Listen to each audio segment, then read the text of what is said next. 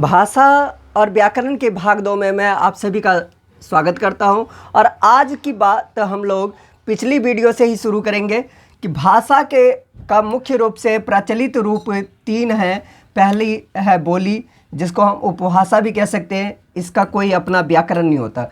जिस तरीके से खेतों में खरपतवार यानी कि अनचाहे पौधे बहुत सारे उग जाते हैं, वैसे ही जगह जगह पे हमें ये बिना किसी तौर तरीके के, बिना कोई नियम के कहीं ना कहीं लोग जो है ना अपनी बातों को अभिव्यक्त करते हुए मिल जाते हैं। उनके वो अलग तरीके की होती है, इसीलिए उसे क्या कहते हैं, बोली।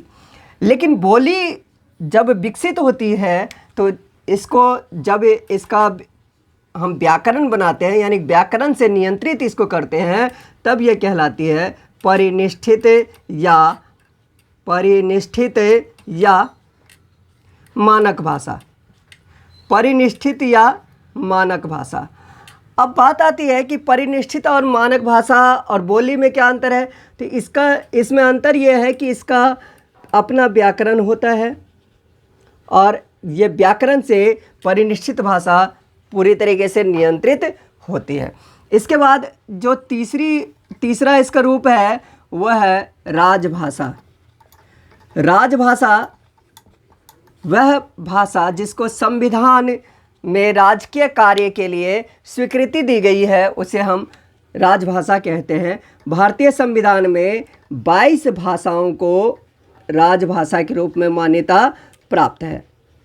यानी कि इसका मतलब यह हुआ कि कोई भी भारतीय सरकारी कामकाज है वो 22 में से किसी भी भाषा में दिया जा सकता है। केंद्र सरकार की कोई भी परीक्षाएं आप 22 भाषाओं में से किसी एक भाषा में दे सकते हैं।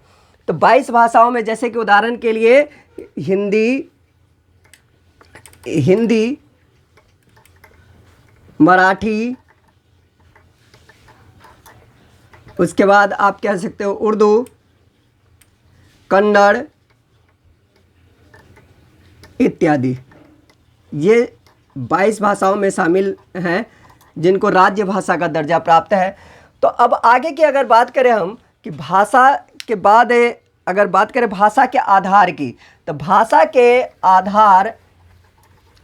के 2 आधार होते हैं। भाषा के 2 आधार होते हैं भाषा के आधार। पहला आधार है मानसिक आधार। ये क्या होता है? और दूसरा है भौतिक। यानी भौतिक क्या होता है? तो अब देखिए, हमारे मन में ही कोई भी भाव या विचार उत्पन्न होते हैं। तो भाव या विचार जहाँ से उत्पन्न होता है वो क्या कहलाता है? मानसिक भाषा। वो कहलाती है मानसिक भाषा। और मानसिक भाषा को जहाँ पे प्रकट होता है, यानी ग्रहण कौन करेगा? तो जो सुनने वाला है। तो जो वक्ता जिस भाव या विचार को बोलता है वो क्या है? मानसिक भाषा है। और जहाँ पे वो प्रकट होता है, यानी जिसको ग्रहण किया जाता है, वो है भौतिक भाषा। अब इसके बाद हम लोग बात करेंगे कि इसलिए इसे हम क्या कहते हैं? मानसिक भाषा को हम लोग कहते हैं आंतरिक भाषा, और इसको कहते हैं बाहरी या बाह्य भाषा। उम्मीद है कि ये बातें आपको समझ में आई होंगी। अब हम लोग करेंगे हिंदी भाषा की उत्पत्ति के कैसे भी उस पर चर्चा करेंगे। तो हिंदी भाषा की उत्पत्ति। हिंदी भाषा की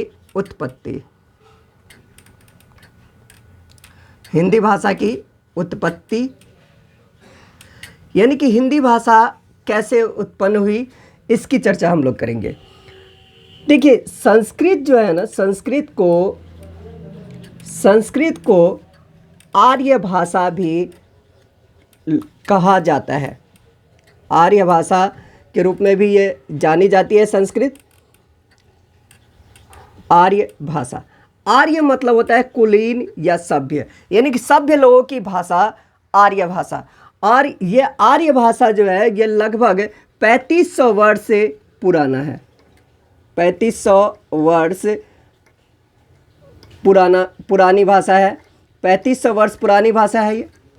अब इस 35 ऐसा कहा जाता है कि इन्हीं संस्कृत से ही हिंदी का विकास हुआ। अब ये किस प्रकार विकास हुआ तो इसको हम समझते हैं।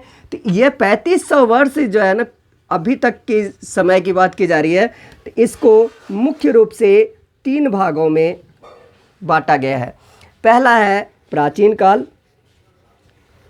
प्राचीन काल ये 1500 ईसा पूर्व से 500 ईसा पूर्व है। इसका समय 1500 ईसा पूर्व से 500 ईसा पूर्व है।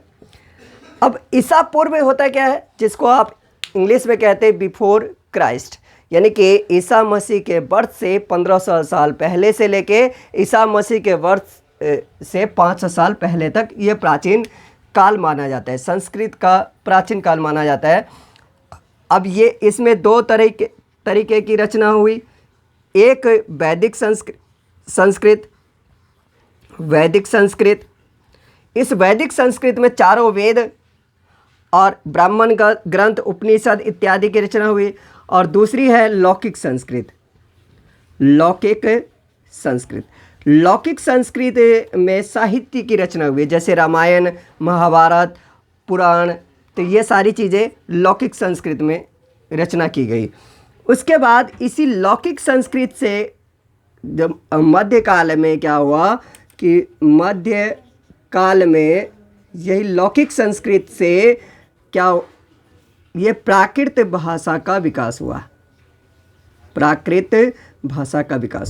और ये प्राकृत भाषा भी मुख्य रूप से 3 भागों में बटा। अब मध्यकाल के समय की अगर बात करें तो मध्यकाल का समय है 500 ईसा पूर्व से 1000 ईस्वी तक, यानी कि ईसा मसीह के जन्म से 500 साल पहले से लेके ईसा मसीह के जन्म से 500 साल पहले से लेके ईसा मसीह के जन्म के 1000 साल बाद तक। तो प्राकृत मुख्य रूप से 3 प्रकार से प्रचलित हुई, पाली, और यहाँ पे कह सकते हो अन्य प्राकृत। इसमें कई तरह के प्राकृत का विकास हुआ, अन्य प्राकृत। और तीसरी जो थी वो है अपभ्रंश।